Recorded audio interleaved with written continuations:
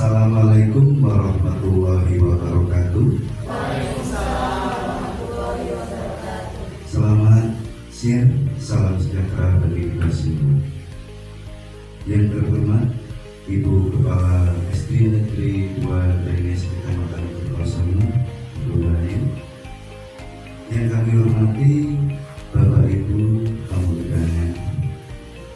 Pertama-tama, marilah kita panjatkan puji syukur kehadirat Tuhan Yang Maha Esa, yang mana pada hari ini kita masih diberi kesehatan lahir dan batin sehingga bisa mengikuti acara diseminasi budaya positif yang akan disampaikan oleh Ibu Kristi. Mari kita syukuri nikmat bersama-sama dengan bacaan Alhamdulillah. Yang kedua, salawat serta salam semoga selalu terjunjung kepada junjungan Rasul kita Nabi Muhammad SAW. Semoga di yaumul qiyamah nanti kita mendapat syafaatnya. Amin. Terima kasih atas waktu yang diberikan. Di sini saya selaku pembawa acara akan menyampaikan susunan acara diseminasi budaya positif pada hari ini. Yang pertama, pembukaan. Yang kedua, sambutan. Yang ketiga, pemaparan diseminasi budaya positif, serta yang terakhir, penutup.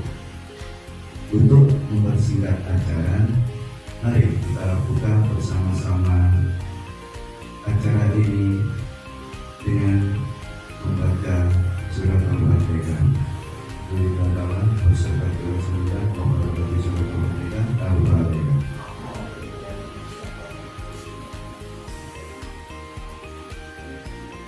Terima kasih. Ini acara yang kedua yaitu sambutan oleh Ibu Kepala SD Negeri 2 Drenges Kecamatan Kertosema. Kepada beliau waktu dan kita berserah. Assalamualaikum.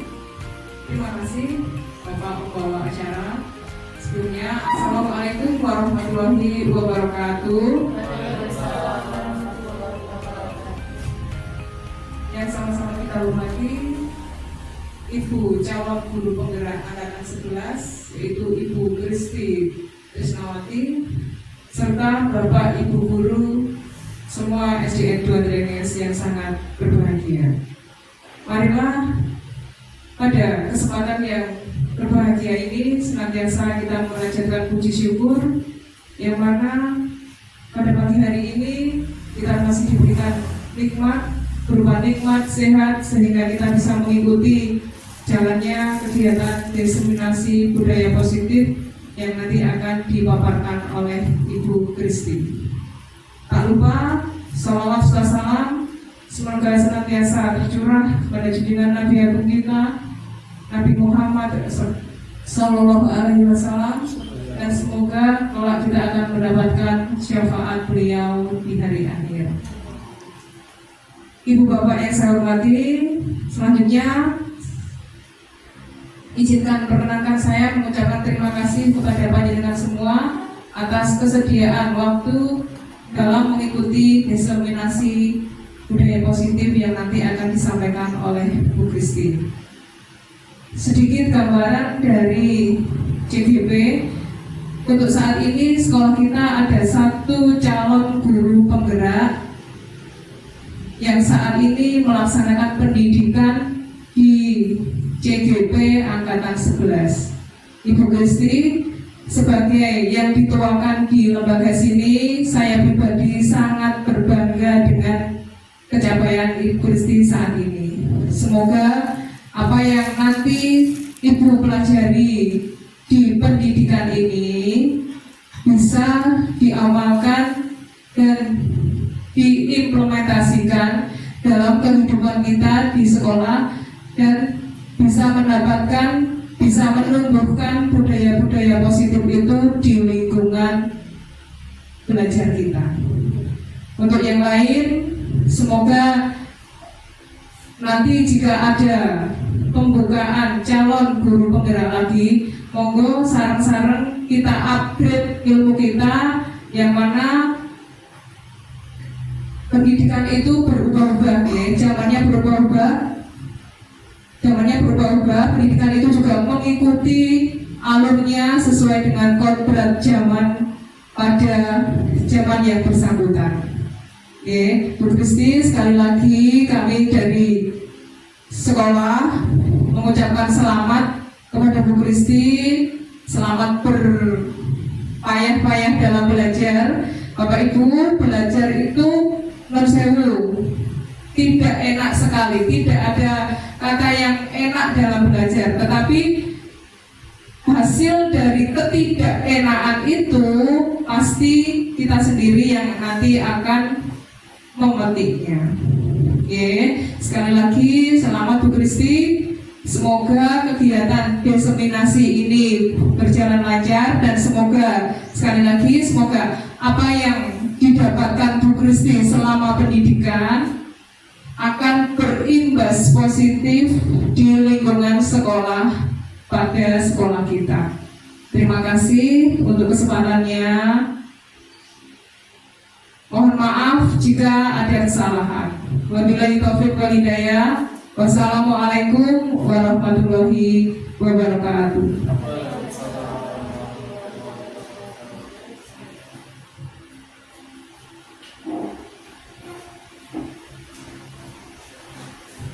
Kepada beliau disampaikan terima kasih. Menginjak acara yang ketiga, yaitu pemaparan diseminasi budaya positif oleh Ibu Kristi Wahyu Tresnasari. Waktu dan tempat dipersilakan. Terima kasih atas waktu dan kesempatan yang telah diberikan. Assalamualaikum warahmatullahi wabarakatuh. Waalaikumsalam warahmatullahi wabarakatuh.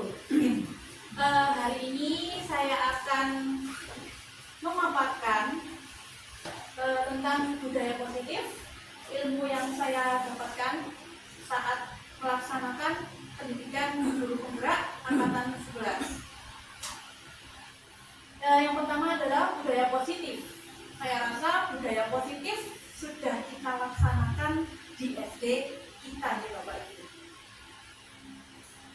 Nah, di sini ada yang namanya perubahan paradigma belajar. Nah, seperti yang kita tahu, pendidikan kita anak-anak itu mengikuti ada yang namanya dua kodrat alam sama kodrat zaman. Begitu juga dengan perubahan paradigma belajar. Nah, di sini perubahan paradigma dalam proses pembelajaran yang awalnya berpusat pada guru atau teacher center menjadi pembelajaran yang berpusat pada siswa atau learning center. Diharapkan mampu mendorong siswa untuk terlibat secara aktif dalam membangun pengetahuan, sikap, dan perilaku. Maksudnya di sini, kalau dulu mungkin waktu panjenengan masih sekolah, itu masih sifatnya teacher center. Semuanya berpusat pada guru. Anak-anak banyak yang hanya diam memperhatikan. Nah, pada zaman ini anak-anak mengikuti kodrat zamannya nih Bapak Ibu. Kodrat zamannya apa sekarang Bapak Ibu? Lebih banyak ilmu teknologi. Pengaruh HP sangat besar pada pendidikan kita. Nah, di sini guru sekarang dituntut untuk berpusat pada siswa. Jadi siswanya yang aktif, bukan gurunya yang aktif. Saya lanjutkan. Nah, kesimpulan peran guru dalam menciptakan budaya positif di sekolah. Ini ada kata-kata guru baik. Nah, harus memiliki budaya positif di sekolah. Kemudian, budaya positif itu yang bagaimana? Nah, di sini budaya positif merujuk pada norma-norma nilai dan tindakan yang mendorong kerjasama, penghargaan, dan kesejahteraan. Budaya positif memberikan fondasi yang kuat untuk mempromosikan perkembangan sosial, emosional, dan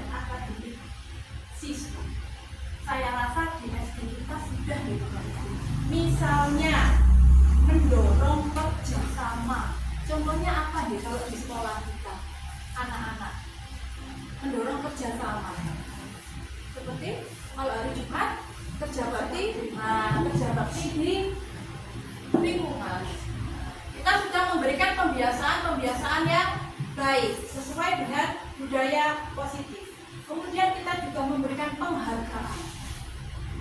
Nah, perkembangannya apa? Perkembangan sosial, emosional, dan akademik siswa. Secara emosi anak kita harus berkembang, secara sosial juga berkembang, dan tentunya juga secara akademik.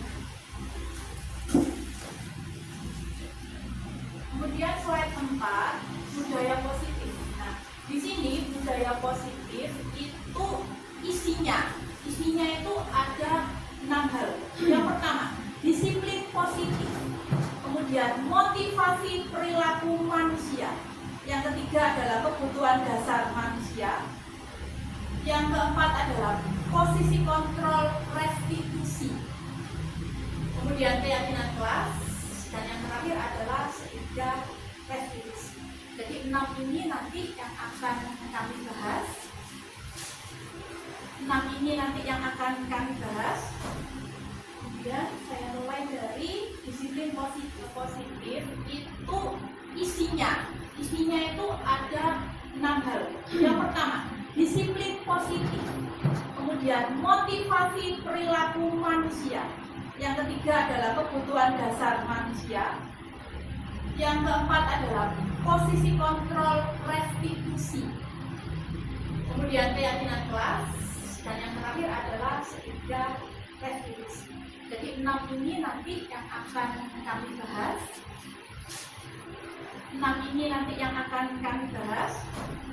Kemudian saya mulai dari disiplin positif.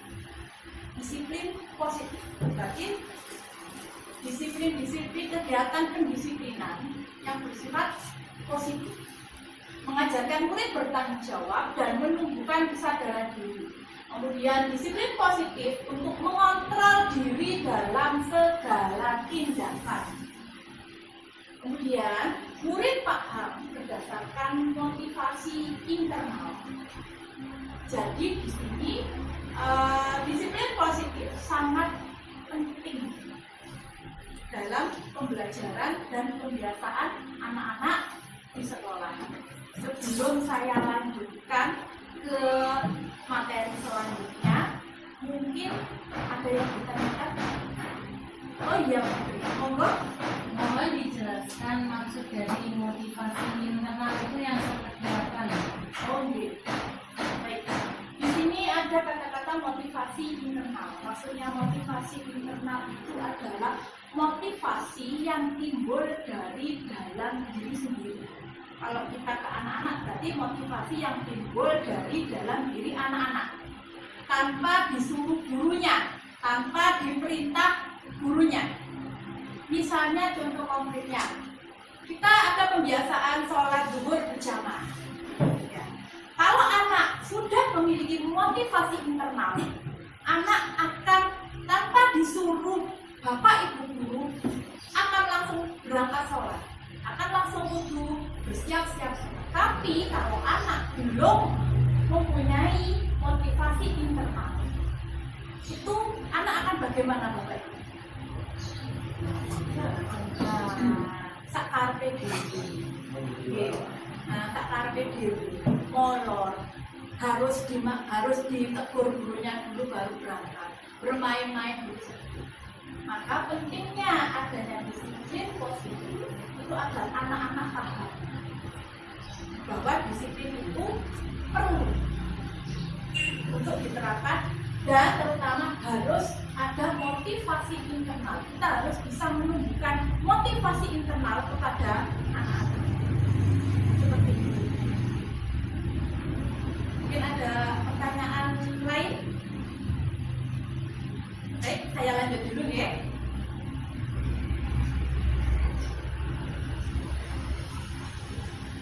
Kemudian di sini motivasi perilaku manusia itu dibedakan menjadi 3. Ya.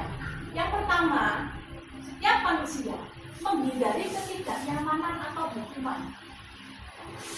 Itu disebut motivasi eksternal dari luar. Kemudian mendapat imbalan atau penghargaan dari orang lain atau motivasi eksternal. Ya, anak-anak seringnya itu yang nomor 1 apa nomor 2?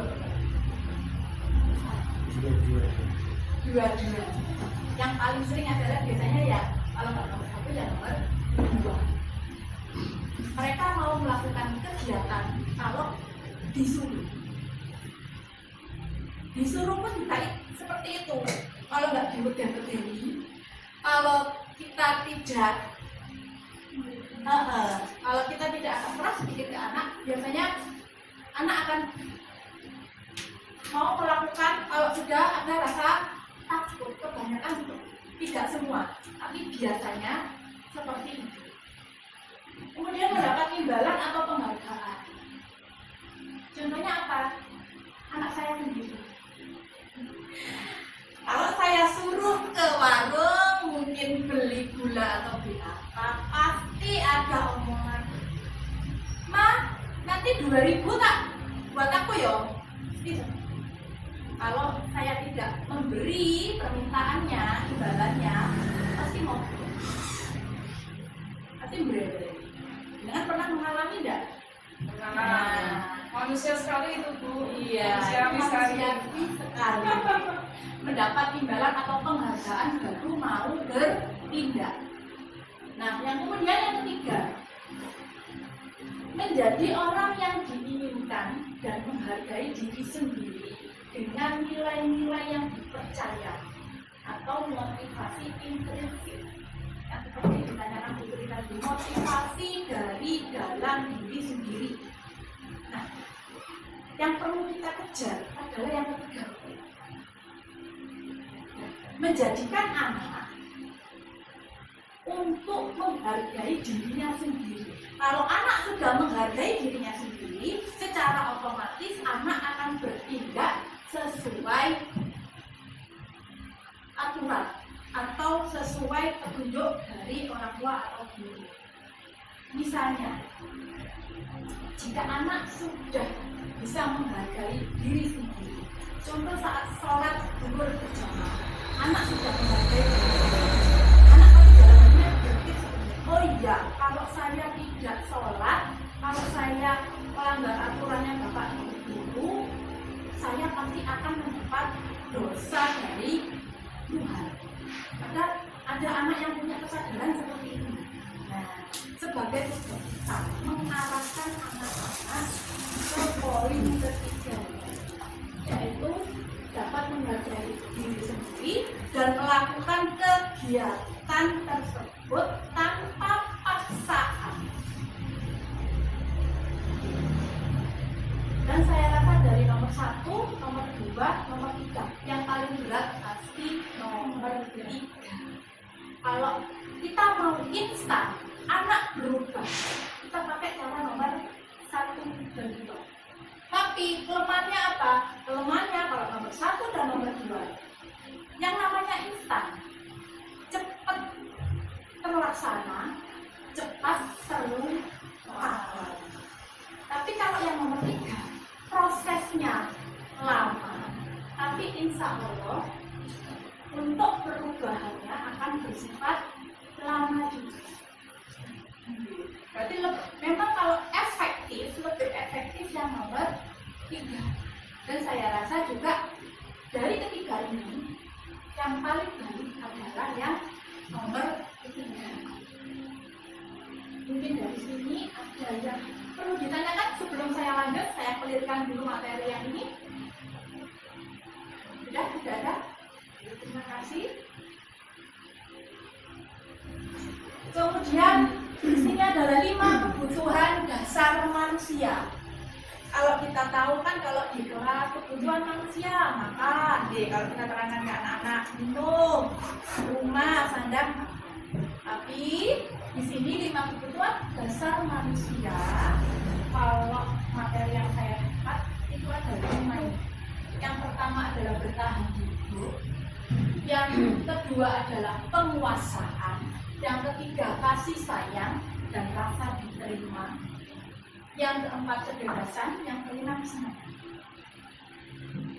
Jika salah satu kebutuhan dasarnya ini ada yang kurang, biasanya akan menimbulkan suatu problem atau masalah pada diri anak. Misalnya, anak yang kurang kasih sayang di rumah, pasti dia di sekolah pasti akan berulah atau membuat masalah untuk mencari perhatian, bisa dari teman, bisa dari guru. Sama dengan kebebasan. Anak yang terlalu dikekang di sekolah ataupun di rumah pasti akan berulah supaya dia mendapatkan kebebasan. Kemudian kesenangan sama dengan jika anak di rumah sudah tanam, sudah tidak merasa senang, terus di sekolah mereka dihadapkan dengan tugas-tugas yang beruntun tanpa adanya selingan bermain, pasti anak juga akan memberontak. Karena hakikatnya memang anak usia SD kelas 1 sampai kelas 6 itu bermain. Makanya kita kan sering dapat informasi belajar sambil bermain. Saya lanjutkan ya. 5 posisi kontrol restitusi. Saya jelaskan dulu tentang kata restitusi. Restitusi itu ibaratkan perbaikan. Anak mengalami masalah. Bagaimana cara kita memperbaikinya? Bagaimana cara kita mengembalikan anak tersebut kepada komunitasnya, kepada teman-temannya? Kan kadang kalau anak membuat masalah, itu kan kadang dikucilkan atau dikeluarkan dari komunitasnya, dari pergaulannya. Nah, tugas kita bagaimana cara memperbaikinya dan mengembalikan anak tersebut ke komunitasnya yang baru. Jadi anak ini bisa diterima oleh komunitasnya. Yang pertama, 5 posisi kontrol yang bisa Bapak Ibu guru lakukan. Penghukum, kemudian pembuat merasa bersalah, kemudian teman, ada pemantau dan manajer. Saya rasa kita pernah melaksanakan salah satu atau beberapa di antaranya. Ini posisi kita. Posisi kita sebagai apa di kelas? Apa sebagai pembuku, pembuat merasa bersalah, teman, pemantau, atau manajer? Perbedaannya, kalau penghukum sudah jelas kita memberikan hukuman kepada anak yang melakukan kesalahan, terus langsung itu penghukum. Kemudian membuat merasa bersalah. Misalnya seperti ini, contohnya. Ini sering biasanya guru kelas rendah. Soalnya pengalaman saya sendiri juga seperti itu waktu di kelas rendah. Saya pernah mempraktekkan ini, membuat merasa bersalah. Misalnya ada murid panjenengan yang melakukan kesalahan, misalnya tidak mengerjakan PR atau ya tidak mengerjakan PR saja nih. Jenengan matur ke murid, loh kenapa kok tidak mengerjakan PR? Iki loh wis diajari bu guru kemarin, kenapa kok tidak bisa? Kamu apa tidak kasihan sama bu guru sudah mengajarkan bu guru? Anda menarik empati sistem supaya mereka, oh berarti aku salah ya sudah mengecewakan. Itu maksudnya. Membuat merasa bersalah. Ya, jadi bapak ibu gurunya yang membuat anak merasa bersalah, sehingga anak bisa merasa bersalah dan memperbaiki kesalahannya. Kalau menghukum tadi, jangan menghukum misalnya lari memutari lapangan 5 kali, sudah itu namanya menghukum, memberi efek jerah. Apa itu akan membuat masalah selesai? Ada yang selesai, ada yang tidak. Tapi kadang sering menimbulkan trauma ke anak. Kemudian sebagai teman, kita memposisikan diri kita sebagai teman. Ini sering terjadi. Ya, biasanya contohnya seperti ini. Dengan memposisikan diri sebagai teman, dengan care sama anak. anak-anak istirahat, misalnya jenengan ikut gabung dengan maksud berbaur dengan anak-anak, ingin tahu karakternya. Nah, ternyata anak-anak menganggap jenengan selain sebagai guru juga sebagai teman. Di sini banyak sisi positif dan juga ada posisi negatifnya. Sebelumnya saya lanjut ke pemantau, biar nanti satu persatunya lebih sedikit jelas gitu Bapak Ibu. Kalau pemantau, guru berperan sebagai pemantau. Guru melihat masalah anak, dan cirinya kalau guru sebagai pemantau, semua tindakan anak itu dikembalikan lagi ke aturan. Misalnya, oh hari Senin harus pakai baju merah putih.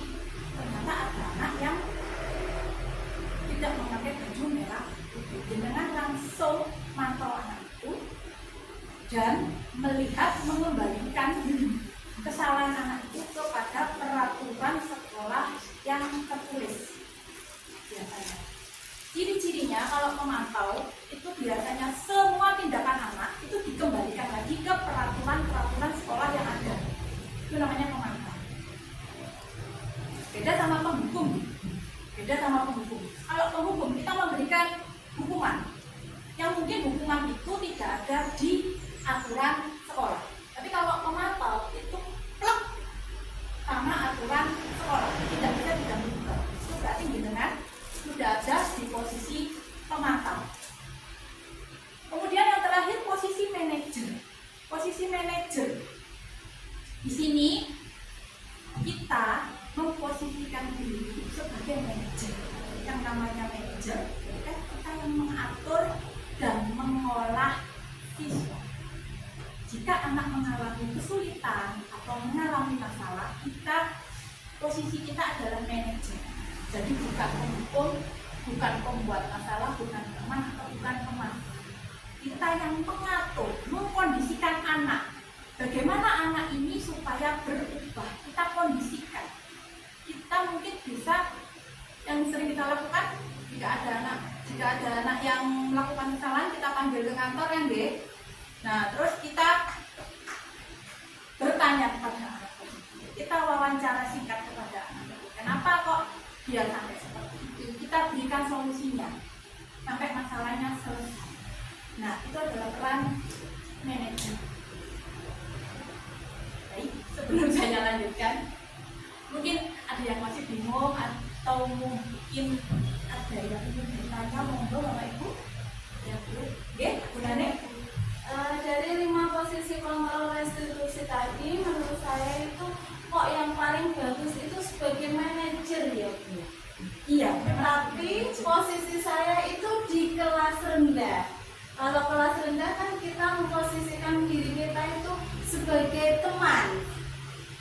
Bagaimana cara mengatasi agar kita bisa melakukan sebagai teman dan manajer untuk anak-anak yang di kelas rendah begitu. Terima kasih.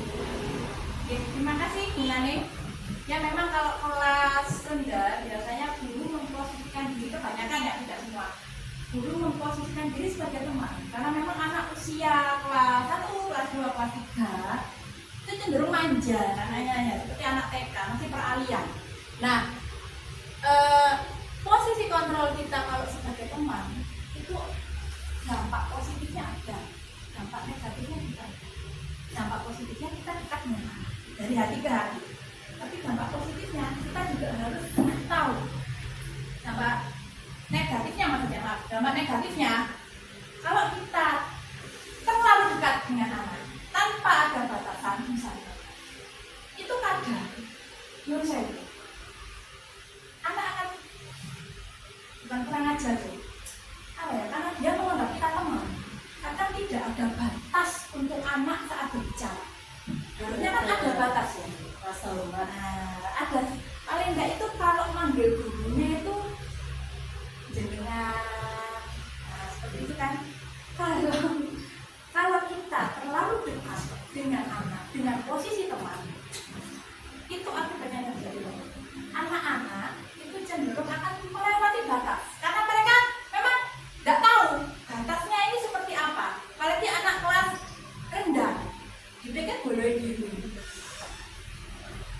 Ya, seperti itu. Jadi kalau ini cuma saran saja dari saya, kalau kita memang ingin memposisikan diri kita sebagai teman, itu kita harus memberi sedikit batasan ke anak, ya, supaya mereka tahu, oh iya, saya memang dekat sama Bu Guru, tapi saya nggak boleh seperti ini, saya harus seperti ini.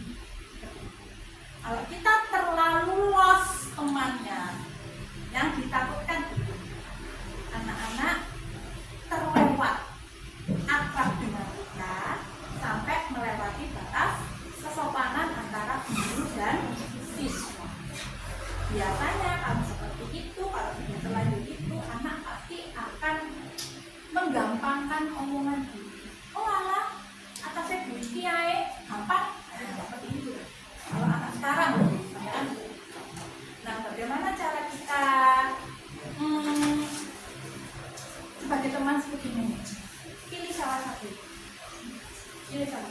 Dengan mau sebagai teman atau sebagai manajer.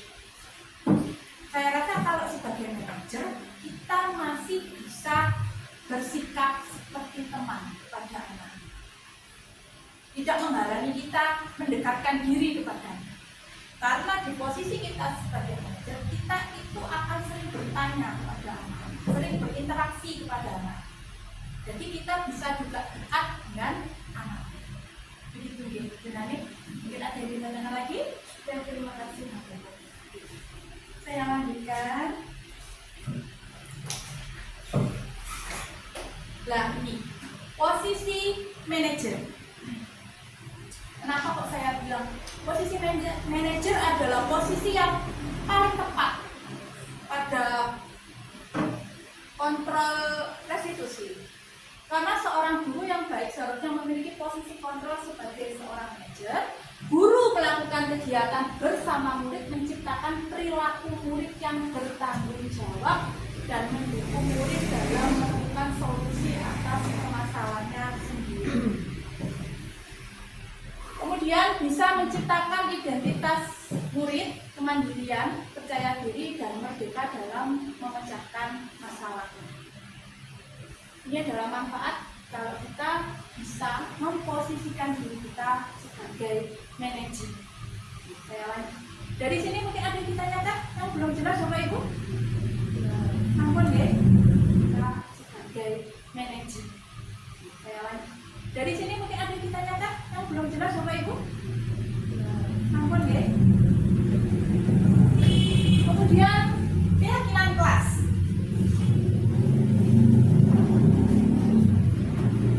Di sini guru berperan dalam mewujudkan terbentuknya keyakinan kelas dengan kesepakatan antara guru dan murid. Keyakinan bersifat abstrak daripada peraturan yang lebih rinci dan konkret. Keyakinan berupa pernyataan universal. Kemudian keyakinan dibuat dalam bentuk positif. Keyakinan tidak terlalu banyak, biar mudah diingat dan dipahami. Keyakinan dapat diterapkan di lingkungan. Kemudian semua warga kelas ikut berkontribusi pembuatan keyakinan kelas. Di sini saya mau bercerita sedikit. Kemarin itu awal pembelajaran, saya bersama-sama anak-anak kelas 6 itu membuat keyakinan kelas. Dikarenakan pada saat itu terjadi kasus peristiwa yang tidak menyenangkan di kelas. Kemudian untuk mencegah hal itu terjadi, saya membuat kesepakatan kelas seperti yang saya tampilkan di samping sana, kesepakatan kelas 6. Itu saya bentuk dari hasil musyawarahnya anak-anak sendiri. Jadi kesepakatan kelas itu yang membuat anak-anak, bukan kita. Yang membuat anak-anak. Kita hanya menjembatani saja, fasilitator saja. Nah, nanti kalau kemarin prosesnya itu anak-anak saya tanyai pendapatnya. Kira-kira mau membuat peraturan kelas, kesepakatan kelas seperti apa? Yang diinginkan apa? Supaya tertib, supaya pembelajaran kita berjalan dengan lancar. Terus banyak sekali anak-anak yang bicara, yang menyampaikan pendapat. Seperti tidak boleh peso, Bu, tidak boleh nilokno bapak, boleh nyontek, tidak boleh ini dan itu. Nah, semua pendapat itu kita tampung. Kita tulis saja. Kemudian kita saring. Tidak semuanya harus semua pendapat anak kita tampung, terus kita jadikan kesepakatan kelas, enggak. Kita saring dulu. Mana yang penting? Memang saya tidak memilih banyak supaya mudah diingat anak-anak, karena tadinya bersifat abstrak, tidak tertulis di sekolah, tapi tertulis di kelas. Nah, setelah itu kesepakatan bersama, kita diskusi bersama anak-anak, dan ketemulah 6 kesepakatan kelas yang saya tulis di papan. Itu kurang tepat Bapak Ibu ya, yang di sana ini, karena kata-katanya belum bentuk kalimat positif. Di situ masih tidak boleh berkata kasar. Nah, itu mungkin bisa kita rubah, harus berkata sopan atau bagaimana. Dibentuk ke dalam kalimat yang positif. Ini dari sini, dari penjelasan saya, mungkin ada unek-unek dari Bapak Ibu yang mau ditanyakan. Monggo, dia boleh. Untuk keyakinan kelas ini apakah boleh? Tadi kan kesepakatan kelas yang di kelas itu, apakah boleh antara dari kelas 1 sampai kelas 6 misalnya disamakan, jadi satu lembaga itu sama ataukah harus berbeda setiap kelas? Oke, baik. Ini namanya keyakinan kelas. Berarti keyakinan satu kelas. Alangkah baiknya kalau keyakinan kelas setiap kelas berbeda. Karena kebutuhan anak di setiap posisi kelas itu berbeda. Misalnya kelas 1 pasti berbeda kebutuhannya dengan kelas 6 misalnya. Apa ada kemungkinan boleh? Kalau boleh, boleh. Tapi nanti penerapannya apakah tidak kesulitan? Nah, sulit. Kalau boleh, tidak ada larangan. Tapi kalau bisa per kelas. Soalnya itu tadi kebutuhan setiap kelas, jenjang kelas itu berbeda-beda. Oke, Mas Budi boleh nih. Mungkin ada yang mau ditanyakan atau mau yang disampaikan Bapak Ibu?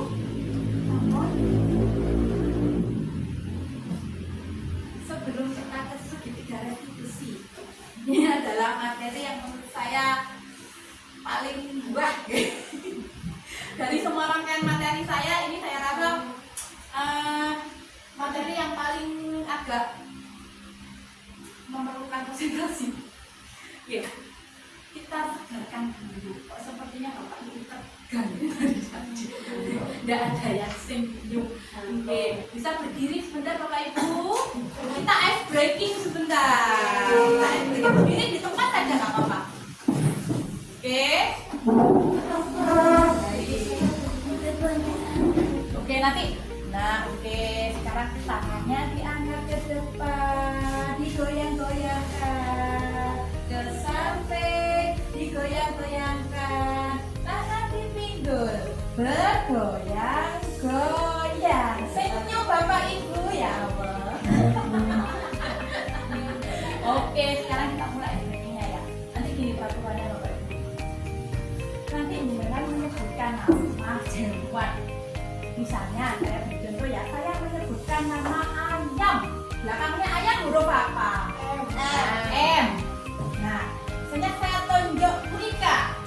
Nah, berarti Burika meneruskan kata M tadi. Hewan apa yang depannya M? Monyet. Nah, seperti itu. Terus nanti setelah Burika selesai, Burika langsung tunjuk. Cepat aja, tidak usah lama-lama, langsung tunjuk siapa. Saya ditunjuk melanjutkan, saya monyet tadi ya. Belakangnya apa Bapak Ibu? T. Berarti huruf yang depannya T. Terus setelah orang kedua selesai ngomong, tunjuk lagi. Nah, nanti kalau ada peserta yang tidak bisa menyebutkan nama hewan atau lama sekali berpikirnya, nanti kesepakatan disuruh nyanyi lagu anak-anak saja. Ojo keluar nih Bapak. Siap? Konsentrasi. Aja aku jadi tidak boleh pulang. Oke, konsentrasi. Saya dulu ya. Gajah Putri. Harimau Kristi. Gajah harimau. Unta Wika. Unta Wika.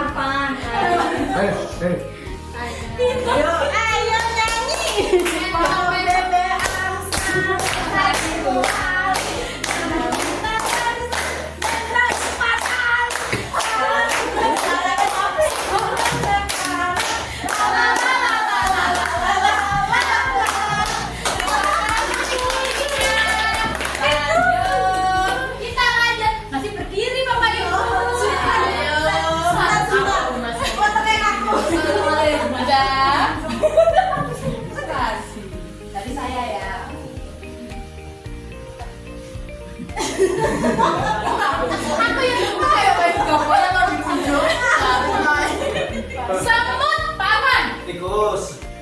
Benareng. Semut lagi. Balik. Semut lagi.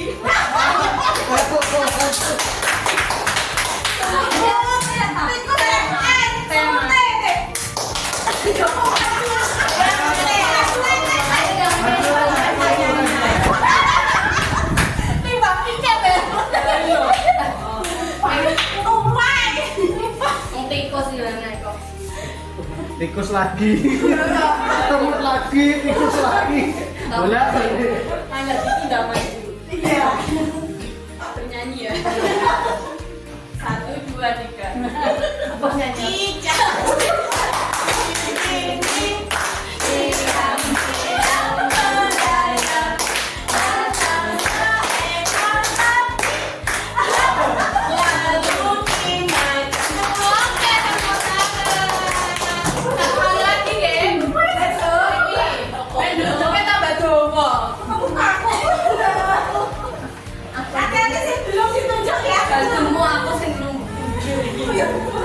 Hati-hati. Buani, jangan lupa lagi. Buani, udah siap maju. Oke. Tak menunjuk ya. Ya Buani, biar Buani Bu yang menunjuk Bu. Tunjuk. Rasakan Buani nanti. Ya, ganti. Ya. Mulai Hewan apa? Hewan apa? Hewan apa? Hewan. Cicak. Apa? Cicak kucing. Ayo, sama. Siapa? Benareng. Gajah. Bunda nunjuk siapa? Farfan. You. Bu ini. Lu kucing. Ayam. Wika. M. Ayam. Siapa? Siapa? Ganti.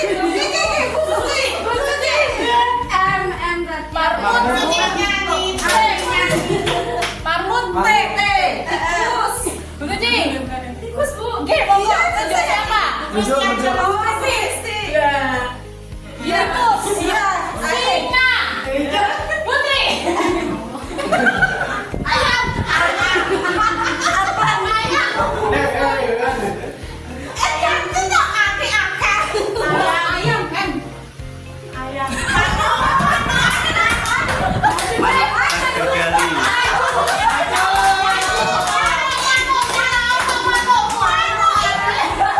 Mama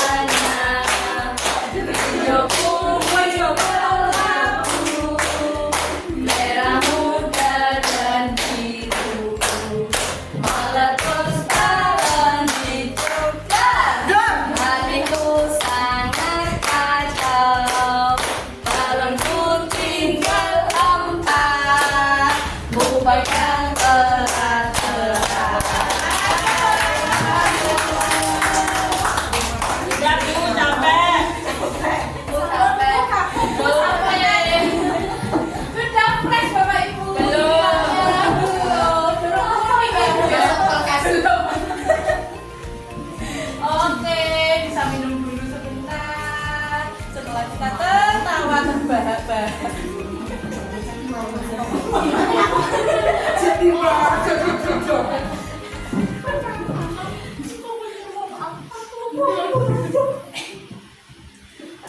Bapak Ibu? Sambil Baiklah. monggo. Saya lanjutkan. Segitiga restitusi. Maksudnya di sini adalah proses restitusi atau proses perbaikan. Itu ada 3 tahap. Tahap pertama yang ada di segitiga ini deh.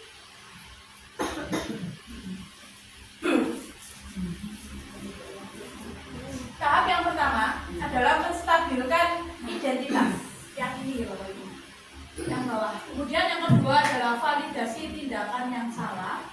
Kemudian menanyakan keyakinan.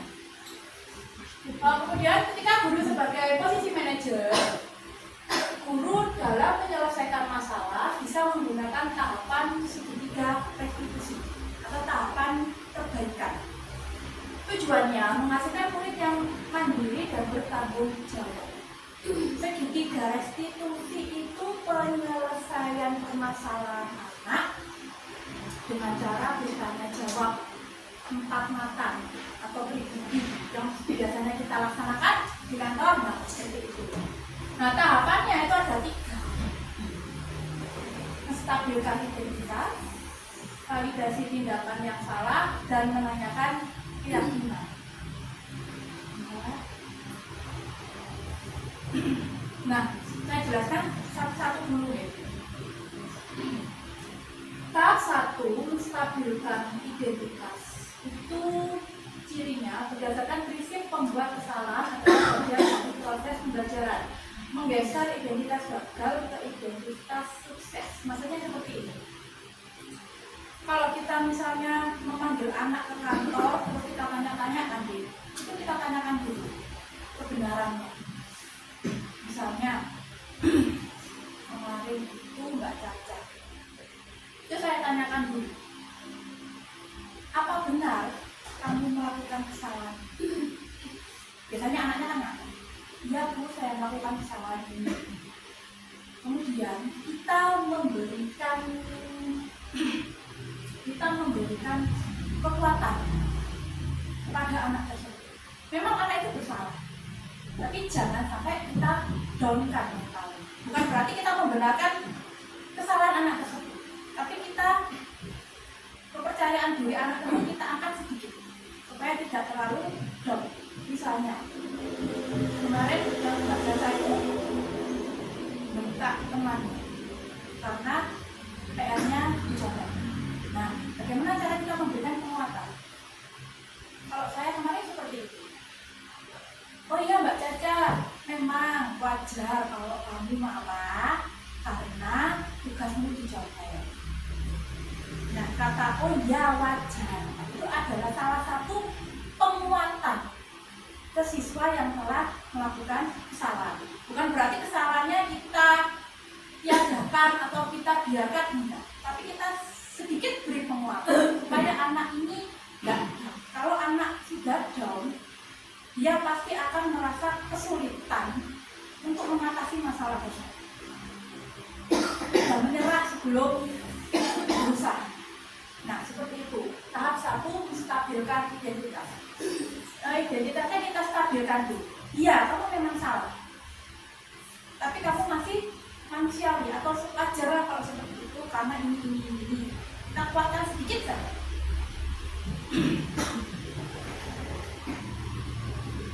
Kemudian tahap 2, validasi tindakan yang salah.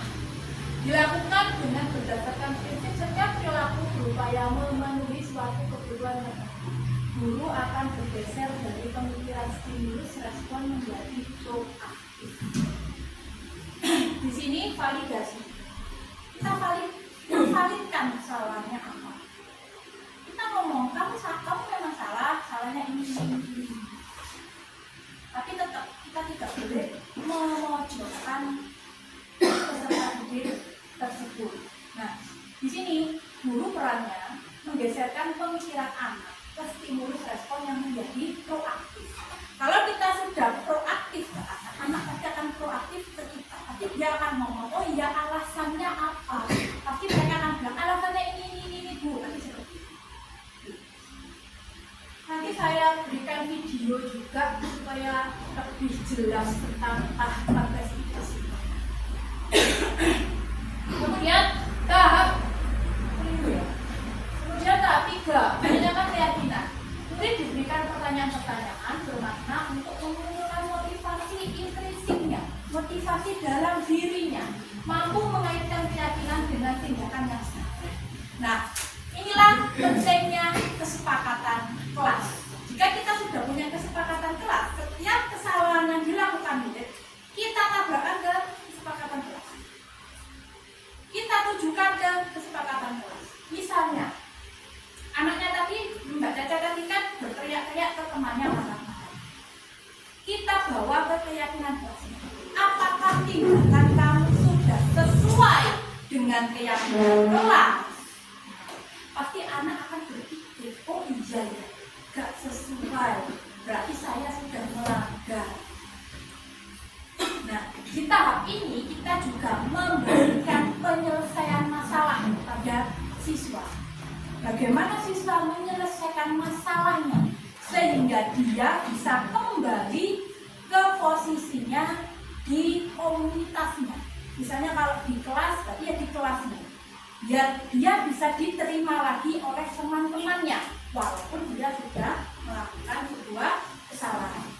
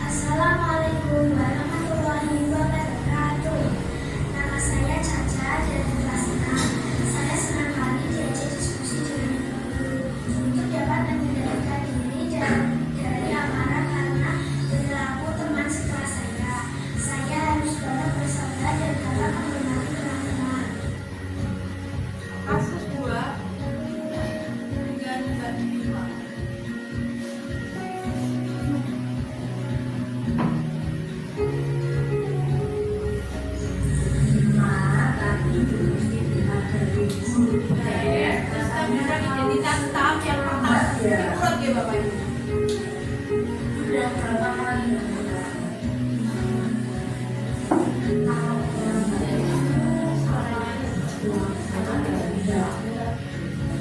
Iya, wajar kalau kita sebagai manusia berbuat salah. Sudah manusiawi ya, seorang manusia berbuat salah.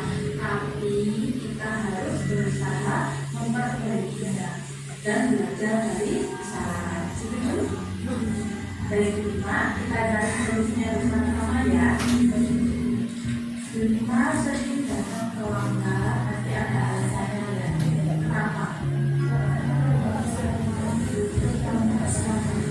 Kamu tahu keyakinan kelas yang telah kita sepakati, kalau terlambat ke sekolah, apa sesuai dengan keyakinan kelas kita? Menurut kamu, keyakinan kelas apa yang telah kamu lakukan? Menurut kelima, disiplin itu tidak. Dan saya datang sekolah pada guru dan betul, menghargai waktu itu penting dan bermanfaat untuk kita. Seperti kita bisa datang tepat waktu dan bisa berolahraga dan pekerjaan kita tidak menunda.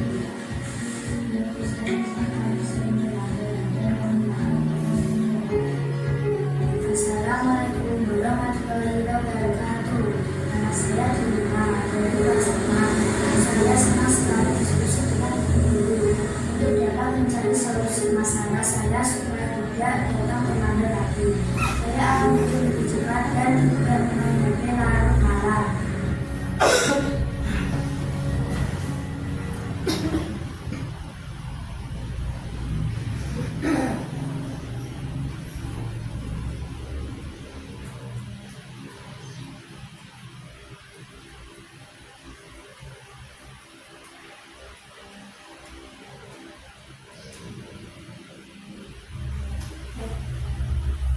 Dari penjelasan video tadi sudah nampak untuk yang segitiga restitusi. Mungkin dengan timbul pertanyaan dalam hati dulu, apa harus kita menyelesaikan suatu masalah atau apapun masalah yang terjadi pada anak-anak dengan segitiga restitusi? Jawab saya, kalau bisa, kenapa tidak? Kenapa? Karena segitiga restitusi itu suatu proses untuk memperbaiki perilaku anak. Prosesnya itu ada 3, dan itu kalau bisa jangan sampai dibolak-balik. Saya rasa panjenengan semua sudah pernah melakukan segitiga restitusi. Mungkin ada beberapa tahapan yang belum terlaksana, tapi tidak apa-apa.